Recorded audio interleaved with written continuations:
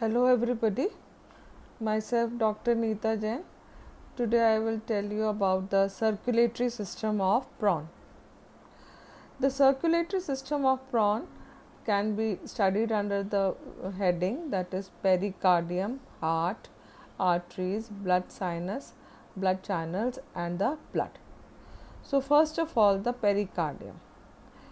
Pericardium thorax वाले reason में पाया जाता है और डॉर्सल साइड पे जो हेपेटोपैनक्रियास और गोनैड्स हैं यानी कि रिप्रोडक्टिव ऑर्गन्स हैं उनके डॉर्सल साइड पर एक सेप्टम के रूप में पेराकार्डियम पाया जाता है और वो सराउंड करता है हार्ट को, हृदय को। हार्ट जैसे कि आपको डायग्राम में नज़र आ रहा है, हार्ट ट्रायंगुलर शेप का होता है, स्पंजी होता है और ये एक पंपिंग ऑर्गन है, ब्लड को पंप करता है आर्टरीज में। हार्ट में 5 प्रकार के छिद्र पाए जाते हैं यानी कि ऑस्टिया पाए जाते हैं जिनके द्वारा ब्लड पेरिकार्डियल कैविटी से हार्ट में पहुंचता है और फिर हार्ट से जाता है वेरियस आर्टरीज में। तो 5 प्रकार के जो ऑस्टिया हैं वो हैं एंटेरोलेटरल, डॉर्सल और पोस्टीरियर ऑस्टियम, वेंट्रल, पोस्टेरोलेटरल। तो इस प्रकार से ये 5 तरीके के ऑस्टिया होते हैं। हार्ट के बाद दिस इज द हार्ट, ये इसका इंटीरियर एंड है और ये है इसका पोस्टीरियर एंड।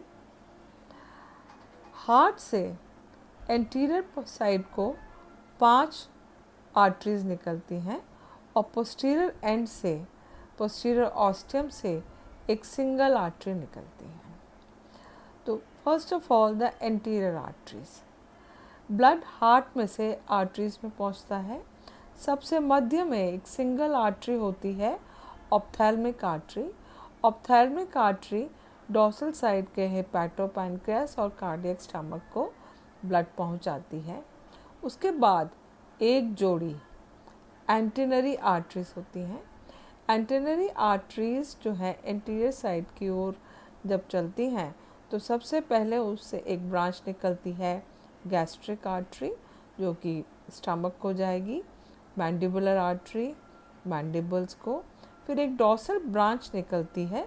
ये डॉर्सल ब्रांच में 3 आगे ब्रांचेस हैं, एंटीन्यूलर जो कि एंटीन्यूल को ब्लड सप्लाई करेगी, रीनल यानी कि किडनी को, और एंटेनल जो कि एंटेना को ब्लड पहुंचाती है। वेंट्रल जो ब्रांच है, वेंट्रल ब्रांच से निकलती है ऑप्टिक आर्टरी, ये है ऑप्टिक आर्टरीज, और उसके बाद दोनों ओर की ये जो ब्रांचेस हैं वेंट्रल ब्रांचेस, ये आपस में एक सेमी सर्कुलर शेप की आर्टरी से जुड़ जाती हैं। इस आर्टरी को कहते हैं सर्कुलर सिफेलिकस। इस सर्कुलर सिफेलिकस से एक जोड़ी रोस्ट्रल आर्टरीज निकलती हैं, ये जाती हैं रोस्ट्रम को। इसके अलावा एक जोड़ी हेपेटोपैनक्रियाटिक आर्टरीज जो कि हेपेटोपैनक्रियास को जाएगी और जहाँ से ये एंटेनरी आर्टरी शुरू होती है वहीं पे सबसे पहली जो ब्रांच है पेरिकार्डियल आर्टरी जो कि पेरिकार्डियम को ब्लड पहुंचाती है। अब आती है पोस्टीरियर साइड की। पोस्टीरियर साइड में एक सिंगल आर्टरी जिसको कि मिड पोस्टीरियर आर्टरी कहते हैं, ये निकलते ही 2 में विभाजित हो जाती है। एक्सटर्नल जो कि डायरेक्टली वेंट्रल साइड को चली जाती है, थोरैसिक गैंग्लिया में से गुजरती हुई इस गैंग्लिया के बीच में एक छिद्र होता है जिसमें से कि एक्सटर्नल आर्टरी निकल के वेंट्रल साइड में पहुंचती है और वेंट्रल साइड में जाकर ये 2 पार्ट्स में डिवाइड हो जाती है। एक जो एंटीरियर साइड पे जाता है वेंट्रल थोरैसिक आर्टरी। ये ventral thoracic artery ventral side के जितने भी अपेंडेजेस हैं उनको, थोरैसिक अपेंडेजेस उनको, यानी कि फर्स्ट 3 पेयर्स ऑफ लेग्स और मैक्सिला मैक्सिल्यूला, इनको ब्लड सप्लाई करती है। और पोस्टीरियर साइड को जाती है वेंट्रल एब्डोमिनल जो कि बाकी 2 जोड़ी जो वॉकिंग लेग्स हैं और वेंट्रल साइड के एब्डोमेन के जितने भी उपांग हैं यानी कि प्लियोपॉड्स और यूरोपॉड, उनको ब्लड सप्लाई करती है। ये जो स्ट्रेट ब्रांच निकलती है मिड पोस्टीरियर की, इसको सुप्रा इंटेस्टाइनल आर्टरी कहते हैं। ये एब्डोमेन के लास्ट खंड तक पहुंचती है और इसमें से कई सारी ब्रांचेस निकलती है हर सेगमेंट में, जो कि आहार नाल को और डॉर्सल साइड की जितनी भी मसल्स हैं उनको ब्लड सप्लाई करेगी। नेक्स्ट इज जो ब्लड है आर्टरीज में से यहाँ तक तो जो था वो था closed circulatory system, closed part circulatory system का। पर जैसे कि हम जानते हैं कि आर्थ्रोपोड्स में जो सर्कुलेशन है वो ओपन टाइप का है। सो हार्ट से ब्लड पहुंचा आर्टरीज में और आर्टरीज से फिर सारी ब्रांचेस द्वारा विसरा और अपेंडेजेस को ब्लड पहुंचाया जाता है। इन सब ऑर्गन से ब्लड कलेक्ट होता है ब्लड साइनस यानी कि रक्त चापों में, जो कि हेमोसील यानी कि सीलोम का ही एक भाग है। वहाँ से ब्लड कलेक्ट होता है 2 बड़े साइनसेस में, 2 बड़े वेंट्रल साइनस जो कि थोरैक्स के वेंट्रल साइड में होते हैं। वेंट्रल साइनस से ब्लड फिर ब्रेंकियल चैनल्स द्वारा है। चैनल क्या होता है? ब्रेंकियल चैनल क्या है? ये साइनस का ही एक ट्यूबुलर टाइप का फॉर्म है। तो 6 एफरेंट ब्रेंकियल चैनल्स द्वारा ब्लड पहुंचाया जाता है गिल्स में। गिल्स में सबसे पहले पहुंचता है, पिछली बार जो हमने रेस्पिरेशन करा था तो उसमें ये सर्कुलेशन जो है गिल लैमेला में स्टडी किया था। तो सबसे पहले पहुंचता है ब्लड लेटरल लॉन्गिट्यूडनल चैनल में, वहाँ से मार्जिनल चैनल में से होता हुआ मीडियन लॉन्गिट्यूडनल चैनल। तो जैसे कि ये बताया, this course of circulation is in the gills. Okay, फिर गिल्स से कलेक्ट होता है 6 इफ्रेंट ब्रेंकियल चैनल्स द्वारा ब्लड कलेक्ट होगा और फिर पहुंचाया जाता है डॉर्सल साइड पे पेरिकार्डियल साइनस में। और पेरिकार्डियल साइनस में जैसे कि अभी हमने पढ़ा ऑस्टिया छिद्र में से होता हुआ ब्लड पहुंचेगा हार्ट में। सो this is the complete circulation. अब आता है ब्लड। ब्लड किस प्रकार का होता है प्रॉन में? प्रॉन में ब्लड जो है उसका ब्लड जो पिगमेंट है, रेस्पिरेटरी पिगमेंट, उसको हेमोसाइनिन कहते हैं, जो कि प्लाज्मा में घुला होता है। और इसके अलावा जो ब्लड कॉर्पसल्स हैं वो अमीबिया प्रकार के होते हैं, उनको ल्यूकोसाइट्स कहा जाता है।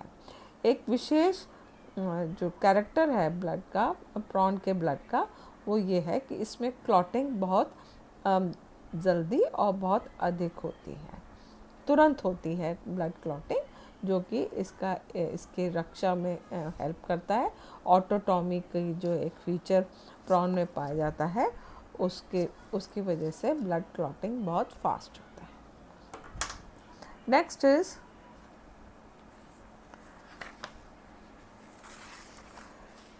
Reproductive system of prawn. Prawn का रिप्रोडक्टिव सिस्टम हम देखते हैं, प्रॉन में मेल और फीमेल जो है सेक्सेस सेपरेट हैं, यानी कि लिंग भेद नज़र आता है। और जो नर प्रॉन है यानी कि मेल प्रॉन है वो थोड़ा साइज़ में बड़ा होता है, उसका एब्डोमेन या उदर भाग थोड़ा सकरा होता है। जैसे कि वॉकिंग लेग्स में देखा था, मेल प्रॉन की जो सेकंड वॉकिंग लेग है वो आकार में काफ़ी बड़ी होती है, फीमेल की छोटी होती है।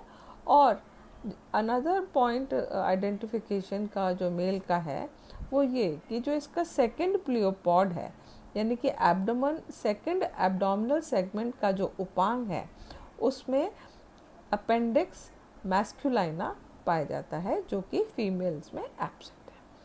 तो सबसे पहले mail reproductive organs. Mail reproductive organs में होता है testis, vas deferens, seminal vesicle और सेमिनल वेसिकल फिर 5वीं वॉकिंग लेग के कॉक्सा पे मेल जेनिटल पोर यानी कि नर जनन छिद्र द्वारा बाहर खुलता है। Next is female reproductive organs. उसमें होते हैं ओवरीज और ओविडक्ट्स। और ओविडक्ट्स जो है मादा जनन छिद्र यानी कि फीमेल जेनिटल पोर द्वारा 3rd वॉकिंग लेग के कॉक्सा में खुलती है।